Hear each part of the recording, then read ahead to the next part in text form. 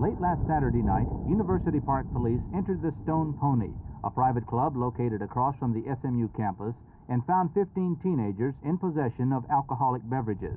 Police closed the club for violations in the state liquor law. The underage students, all from 4 Dallas high schools and 1 from a junior high, were released to their parents.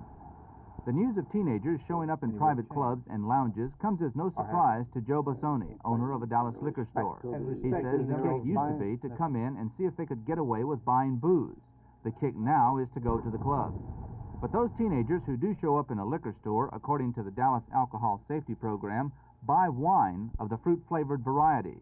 Nationally, the increase in wine consumption has gone from 3 million gallons to 30 million gallons in a year's time.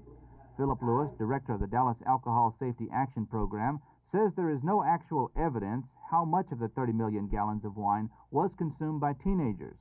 He also says there are no laws that govern teenagers picked up for driving while intoxicated.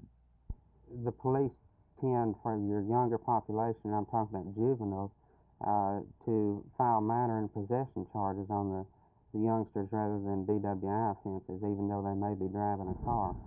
In 1972, police reported that 100 of those picked up for DWI were 21 years of age or younger, 12 were 18 years old, and 6 were under 18. Those figures jumped in 1973. 200 of those picked up for DWI were 21 years of age or younger, 25 were 18 years old. Perry Jordan, a juvenile officer with the Dallas County Juvenile Department, says he rarely sees the teenager who was picked up for DWI. The problem is usually taken care of by the parents before juvenile officers ever see them. He says coming up with tougher laws is not the solution.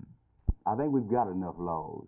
I think the only thing is that if you revise them or make any more to control the youthful offender, the only thing he'll do is he'll get it through devious methods by getting an older person to do it or going through an underground, and you might even come up with forged identification to go to the liquor store to buy.